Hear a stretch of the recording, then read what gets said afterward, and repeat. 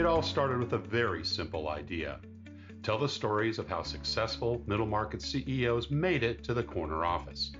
I'm Brant Handley, founder and managing director of Resource Options International, or ROI. We're the USA's premier executive search firm focused exclusively on empowering middle market companies to attract, hire, and retain A players while transforming top executives' careers and lives. ROI's Into the Corner office is dedicated to discovering how middle market CEOs advance their career, and we're making these remarkable and sometimes quite unbelievable stories available to you for the very first time. Listen and learn about the challenges they've overcome, the interesting people they've met along the way, and the lessons learned that steered these executives' unique journey into a middle market corner office of their own. I know you enjoy these CEO stories as much as I've enjoyed recording them. So thank you for listening today. And if you like what you've heard, rate us on iTunes or wherever you get your podcasts. I'm looking forward to you joining me on the next great middle market CEO adventure into the corner office.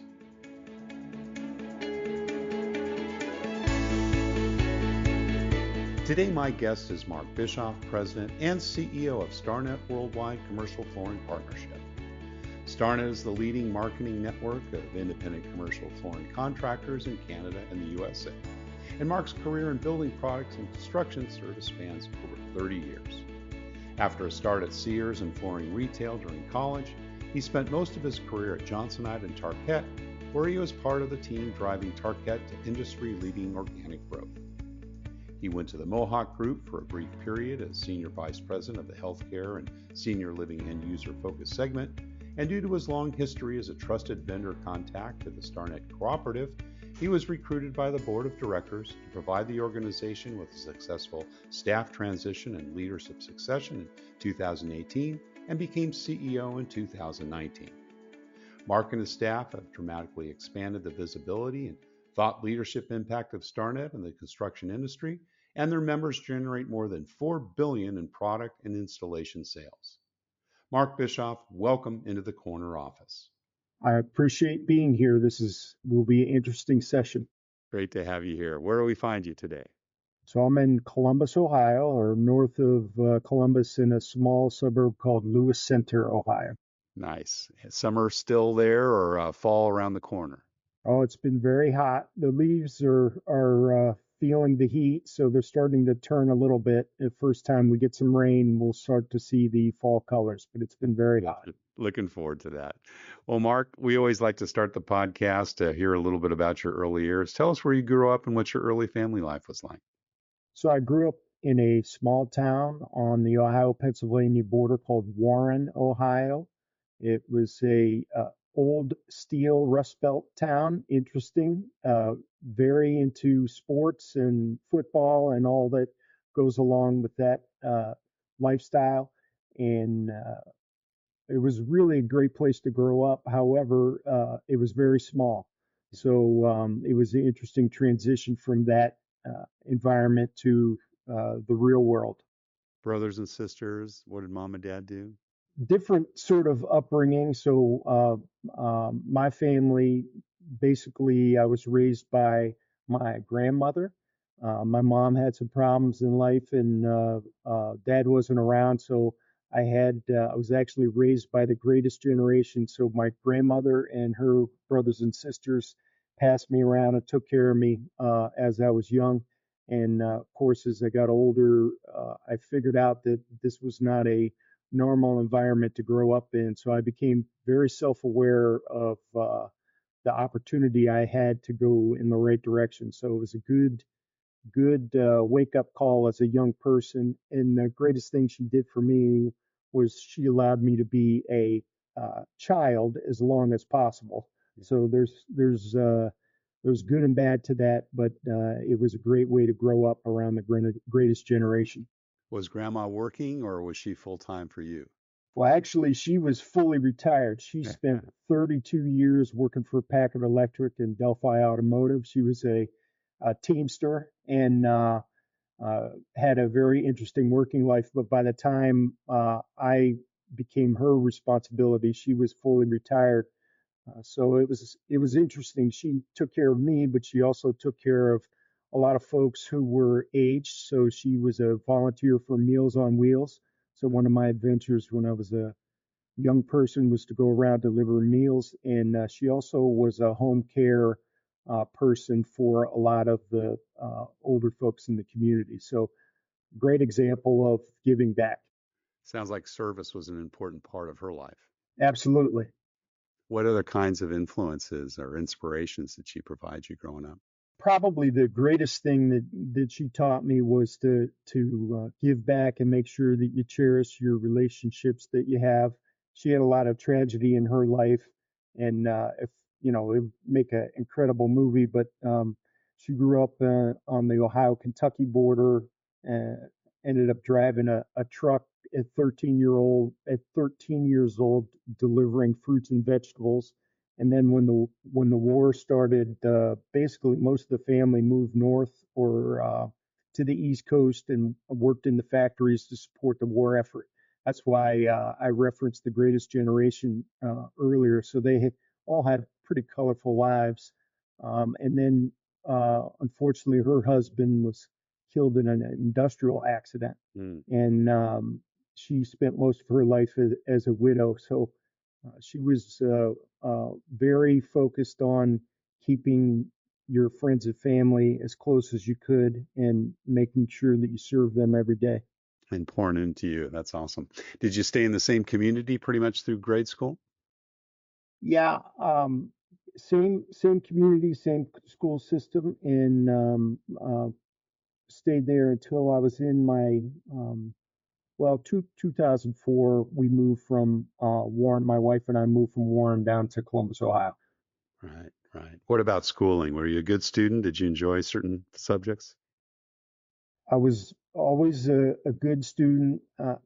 As a young person, I was a reader. That was one of the ways that my grandmother kept me entertained. She would take me to the library, and I have lots of good memories of coming home with the limit on books and poured over them. Was always curious about the world, and she was a reader as well. She liked fiction, and I'm more of a nonfiction reader, but that was another gift that she gave me, um, to be well read and use the library as a place to learn about the world when you couldn't necessarily afford to experience the world. Good place to hang out. Yes. Were sports a part of your life early on? Yeah, as a young person, primarily football because that was the environment, and had some great coaches and good examples there as well. And that Youngstown, Warren area is very strong in sports, but primarily football. It's a football community, and you'd have huge crowds for high school games. I love it. And what about entrepreneurial activities? Was that part of your life? Did you have the paper route or other things that you did when you were young? I always worked in, whether it was commercial cleaning or working at the retail stores. As a young person, I was always working, and that was another gift I got from my grandmother to stay busy and make sure that you're generating income because you never know when you're not going to have that income. So she The was always, greatest generation, like you said, they had it right. yeah.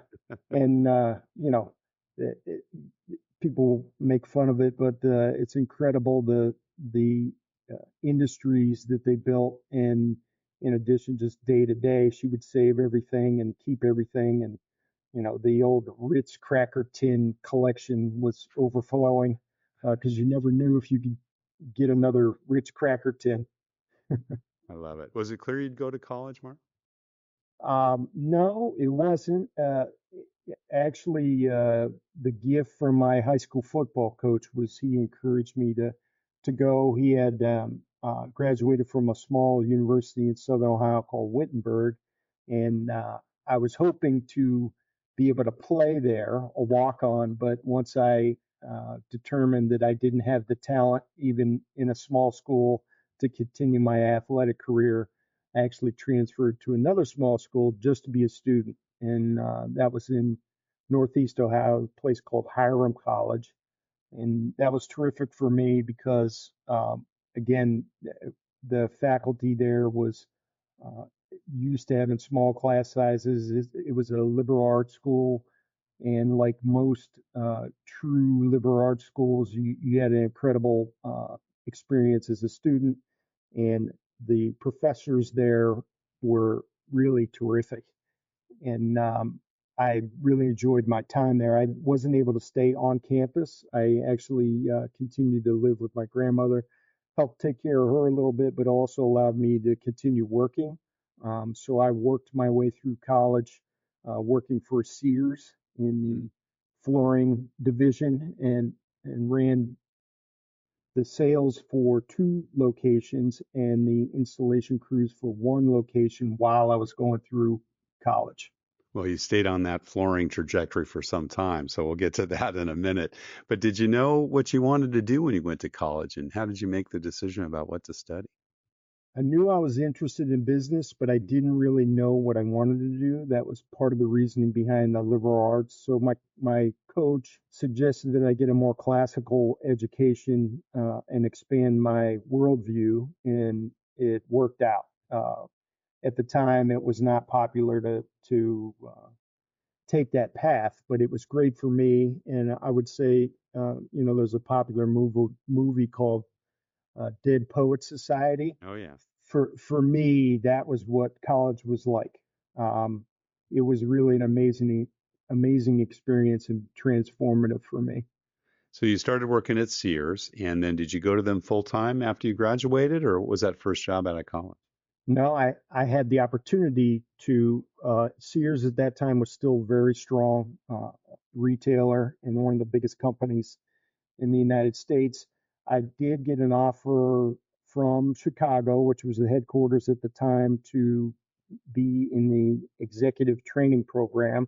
And at the same time, I got a offer from a local manufacturing company in the flooring business. And the offers were the same financially, but I didn't know anyone in Chicago, did not have any connections, and I was able to commute to the other option, the small company called Johnsonite, and that's where I started. Actually, a few weeks before I graduated college, I was working there. Love it. Were you still taking care of grandma at that stage? Yeah, as best I could.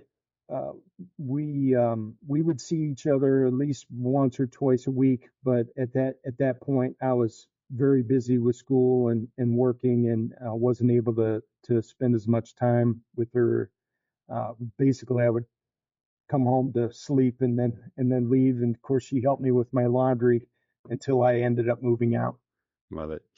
Wait, what was the first time you started managing people? It was quite a few years actually, because in my early career, I started in the warehouse and customer service, so it was more teamwork. And then very early in my career, I went on the road as a business manager. So that was within a year of graduating. And in that role, I wasn't directly managing people, but I had the channels that I worked with, the sales channels, distribution, and all of the architects and designers in the marketplace. So that's much more difficult when people don't report to you and you have to influence big groups. So that was really a great experience for a young person to have. Did you have Um, a mentor in that area, or how did you kind of pick up those leadership skills? well, at Sears, we had one of the locations I was responsible for. I did have to manage the subcontracting crews, but that's a different kind of management. It's more influence because they were not employees. So that was the first taste I got of it. As far as picking up the how to influence people, I had several mentors at Johnsonite when I first started that were very senior level executives, had been involved in much larger companies, and they moved to this Johnsonite company as a turnaround operation. So they were coming from much larger corporations with lots of resources, and they were turning around this organization for the family. And those were the biggest influences on me. Yeah. What were some of those specifics that you picked up during that area that, you were mentored with? So there were a few of them. The person that hired me, Bill Ryder, was responsible for customer service and logistics at the time. It's probably the best talent scout I've ever seen. Hmm. He he was very good at finding people and bringing them into the organization, uh, like myself. He just had an eye for it. But the great part about his style was he was an everyman kind of leader. So he was able to relate to everyone and kind of be the rally point and positive influence. So he was always friendly and open and created that camaraderie that everyone wanted. Plus, he believed in folks that maybe others had not given a shot. And, he's famous for recruiting people from, McDonald's or people he'd meet at a retailer.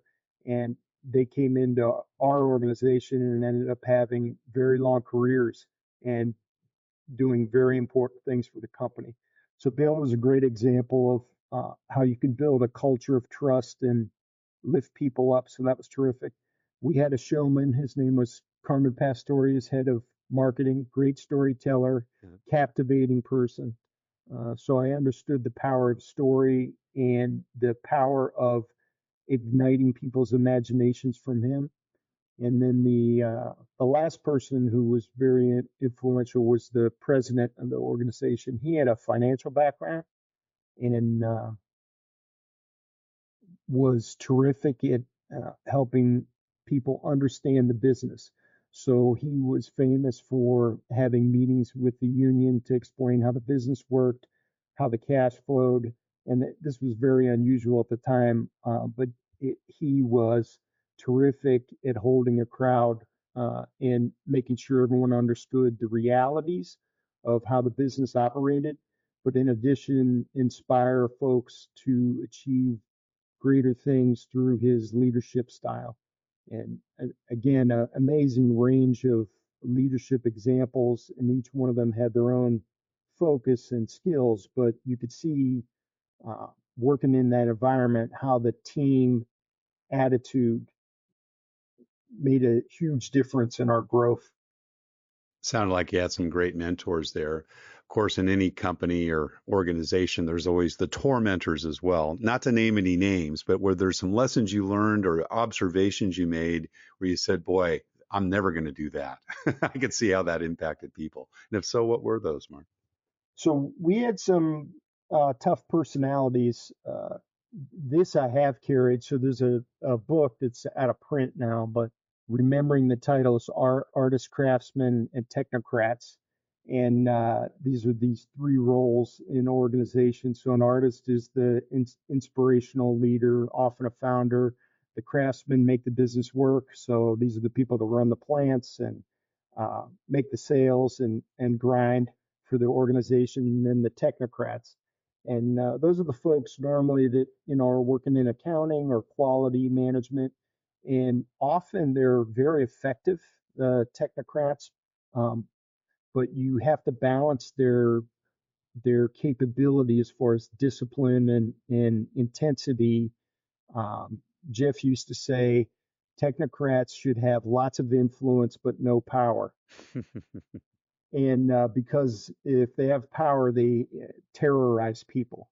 So through my career, I've always been very aware of these kind of general roles that people play in organizations, and always have been very cautious around technocrats to make sure they have lots of influence because they can do amazing things, but make sure you manage the power that they have in an organization because they can terrorize people. So true. Well, you spent about a dozen years at Johnsonite and then went on to a company called Tarkett, not Target, Tarkett, right? And were they in the same industry? Yeah, they were in the same industry. It was actually an acquisition. So that was another great life lesson. Uh, Family company set up for growth. The family invested enough to make sure that the business was stabilized in that turnaround. They sold it to a private equity firm, Mm. and they invested more to get it set up to be sold again. So amazing capital gifts they gave the business to allow us to grow and become actually a market leader. And then Tarkett, which was an international company, privately held, closely privately held, they got involved with KKR, another very large global private equity firm, and acquired the business. And uh, all of those transitions from family to small private equity to global private equity, each one of them had challenges. And Tarkett was in the flooring business, but again, their goal was to scale our small company. So just, for a frame of reference on the numbers, we went from approximately 30 million to, when I finished there, about 330 million, 340 million. So it was yeah, and very unusual in our business because our the construction business and building products tends to go with GDP. So to have that kind of outrageous growth um, that you only normally see in technology, that was quite a ride. I imagine. And then you left the industry for a minute and then came back in a way. Tell us a little bit about that. I think you spent some time in the senior living space. Well, actually, I went to a company called Mohawk, which is an even bigger global company. I think they have about a $13 billion market cap. And they were going through a transformation in their business around segments. So, building products company tends they tend to be channel driven. So we sell through big box or we sell through independent wholesale companies, and Mohawk was trying to reframe their business to sell to segments, which Wow. was the one I was assigned to was healthcare and senior living. So it was a big transformation. It was a brief stop because that experiment ended quickly, and I was invited by my friends at Starnet to join as part of their succession plan. And it was because of the years of service that I had with them as my customers on the manufacturing side that gave me the opportunity to come over and lead this organization. And you've been with Starnet, I think, for about 6.5 years, but you didn't come over as CEO. Is that right? No, I started as bit, the business development lead for a gentleman who is legendary in the industry, and we spent a little bit of time making sure that I understood how all the relationships worked. Although I had been on the manufacturing side, I had only seen it from one company point of view. And we spent a little bit of time with Fred Williamson, making sure that the transition would work well. And then when the CEO retired, I took that position. Did you kind of assume that that was your trajectory when you joined them? Was that part of the plan? Yes, that was part of the plan. So the board of directors had planned a succession and invited me to be the person that would earn that role once I came over. It gave them a little bit of time to measure me, and it was good for me to get comfortable with the organization before I was elevated. So it was a good plan that worked out. Often these plans don't work out. I've seen it, Right. seen and heard about it over and over again, but that one worked quite well. Tell our listeners a bit about what Starnet does and how you operate. So Starnet is it's a marketing cooperative. So when it started in the early 90s, it was really I would guess is a group of friends that got together to share business practices and share ideas. So almost like an early version of Vistage, but for flooring contractors. And when it first started, it was basically friends getting together and sharing their challenges in the business. It's a small club. Every business has the same challenges, but the flooring contractors obviously have a lot of inside the industry speak, just like miners would, or people that run sports programs. There's all the inside info that if you don't mix with others, you aren't able to get that insight. And unlike a lot of industries at that time, our members were very local. It was unusual to have more than one location. They tended to be in large metro areas. And it was difficult for them to get expertise that they needed to scale the business. So they tended to stay small. So the Starnet organization started that way, and then it ended up being formally transformed into a marketing cooperative, which is a bit different than a purchasing cooperative. So most of our values derive by making sure that the members are buying more in network for the manufacturers that financially support our organization. And then in addition to that, we provide best practices, training, live events, and we also help the members adjust to how the business is working. Awesome. How many members and what's the geography? So we're in Canada and the United States. There are 173 shareholders at this point, operating out of approximately 430 locations across Canada and the United States. Awesome. Cool. And tell us a little bit about how, your leadership's evolved since taking that over. It's a little different in a cooperative versus being in a P&L situation, no? Yeah, it's different. Each of these companies, I mean, we have members they run from 10 million to a billion. And so it's a huge range of needs that they have. They're all similar, but very different. So you have to be very broad in your approach to things. For me, I've had to dial in how my communication works as far as vision and casting out to the membership in a way that's very positive across all of them because they all have different perspectives. Uh, what the future could look like, and also the trends that we see in Canada and the United States. Although we have many members that have lots of locations that work across the United States, even they tend to have some blinders on as far as how the entire market works because they're so busy on the service side.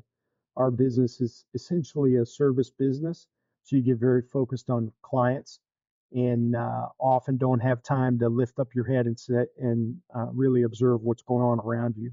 So, despite their incredible entrepreneurial spirit and their capability, we uh, enhance their vision of what's happening in the marketplace by providing a broader view. And you know, most of the feedback we get on the staff performance and how we're managing the co-op is very positive. And of course, with vocal leaders all over the place, we get our share of feedback and we respond to that as best we can. How big a staff do you have at Starnet, Mark? So there's just 8 of us, and so it's a very small group, and we're all remote. The organization's unique in that it was remote since 1992. So this is pre-internet, so it's been pretty forward-looking, and it's one of the original loyalty marketing programs. In the early 90s, the airline miles and your retailer loyalty programs were really undeveloped. And now all of us are used to this concept, but at the time it was pretty innovative, especially on the contracting side of the business. So amazing forethought went into building the organization to last. What do you find to be kind of the best and most productive kind of executive development activity for you, Mark, given the fact that you're remote and have a small staff and folks are all over the place? Well, I'm a big believer in frameworks. My mentors were all framework people, and we run the EOS system, which is the entrepreneurial operating system, and that works for our staff. We don't push that to the members because some of them run it, and many of them are involved in other organizations. So we just try to use the concept of a framework and process to encourage the members to have a plan and to operate based on strategy. So that's our focus. But I'm a huge believer in frameworks. It works in sports and business, and I really don't believe that there's a lot of need for true innovation. Most of what works in business today are iterations of great models that you can use, whether you take it from GE or Toyota or the Chicago Bulls championship years. Everyone's running a system. Some people call it, they have fancy labels for it, like Six Sigma or the triangle offense, but that's that's what I believe works, and that's been my focus for most of my career. And listeners, if you haven't heard of EOS or the Entrepreneurial Operating System, it's probably best described in the book Traction, right, Mark? Yes, and they've done quite a few follow-ups, and they make it pretty easy. We don't run their software platform, but we're aware that many of our members are running the US software platform. How do problems get solved in your organization? Is it through kind of your level 10 meetings? For the most part, now we have further complications because not only are we serving our membership, we have an obligation to the manufacturers as well. And again, they have a huge range. So some of the manufacturers we deal with are multi-billion dollar international organizations, and then some of them are basically U.S. organizations that, some of our members are larger than the manufacturers. So it's not uncommon. In addition, we also have to manage and provide value to their sales channels. So there's a whole nother group of wholesalers and agencies that work with our network to support the members. So if we don't have challenges from the membership, we'll have challenges from those other stakeholders, and they're real. I mean, the construction industry is really evolving. We're well behind most other businesses, so we have a lot of catching up to do as far as technology and organizational development. It's good and bad. It's good that basically there's no guardrails on the entrepreneurial opportunity. But the barrier to entry is high because most of these members on the commercial side have to have a lot of cash to run their business, and they're trying to serve both the client, the A&D community, the manufacturers they work with, and their general contractors. So it's a tough industry. I know you've got a relatively small staff with not a lot of turnover, but you have to hire people from time to time, and it's a little difficult. You've got to find folks that want to come in and work in a cooperative. What do you look for when you're hiring and investing folks in your organization? So what's always worked for me is curiosity and attitude first. Um, that's much more important than credentials. A natural curiosity and a positive attitude can carry you a long way. So we work on that every day, and you know the construction industry can beat you down a little bit, and running an association, you always have critics, so you have to watch that. But when people are curious and have a good attitude, they respond differently, and so that's really the main thing we look for. Uh, as far as credentials go, our industry, there's no degree in commercial floor covering, so we're looking for skill sets that are broader because we have to respond to so many audiences. So often we find ourselves looking for generalists that understand the business world in general, and then we can help to manage those folks and develop them so that they can provide more value to all of the stakeholders that we have to serve. Do you have a favorite interview question that kind of gets at that curiosity? Because it's not an easy thing to get out. No, there's not necessarily a favorite interview question, but when you get into problem solving and asking them how they search out solutions to problems, there's often a series of questions you can ask around what's your most challenging time, how did you resolve it? And I'm not necessarily looking for the solution.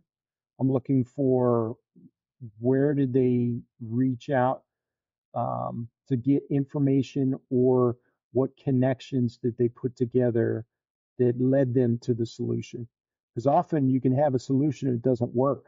Right. And the most important thing is to be resourceful and make sure you put in the energy and time to come up with a strategy. And strategies aren't always correct. People focus on plans, which, that's the day to day. But if you don't have the right strategy, you can't really win.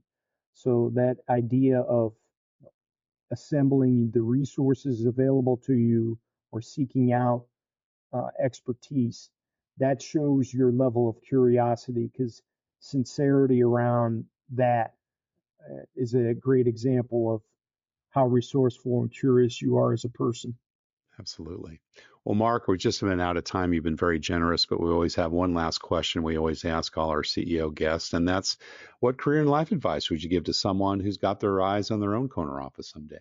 The most fulfilling part of your career will be the teams you built to accomplish things. And there's a tremendous satisfaction in accomplishment around teamwork.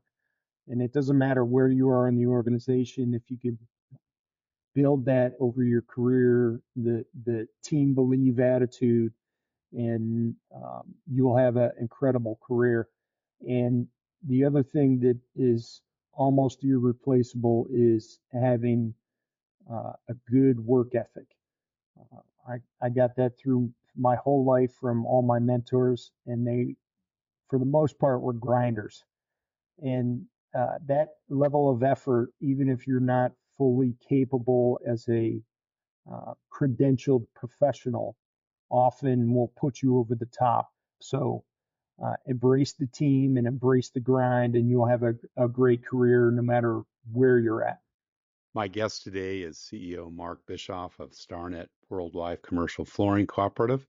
They serve the industry as a trusted partnership of commercial flooring professionals and quality flooring manufacturers since 1992. Mark, thank you so much for sharing your journey into the corner office. Thank you, Brant. Hey, listeners, we're now including your questions with our CEO guests. If you'd like to send in a voice memo, send it to info@go4roi.com, and we'll read it on the air to one of our future CEO guests. Thanks so much for listening, and share it with friends. Thank you for listening to Into the Corner Office with Brant Hanley. We hope you enjoyed hearing our guest CEO story as much as we did. If you want to hear more CEOs reveal their journey into the corner office, please subscribe via iTunes and tell your friends and colleagues. For more information about Brant, Resource Options International, and the mighty middle market, visit www.go4roi.com. We look forward to having you join us for our next episode.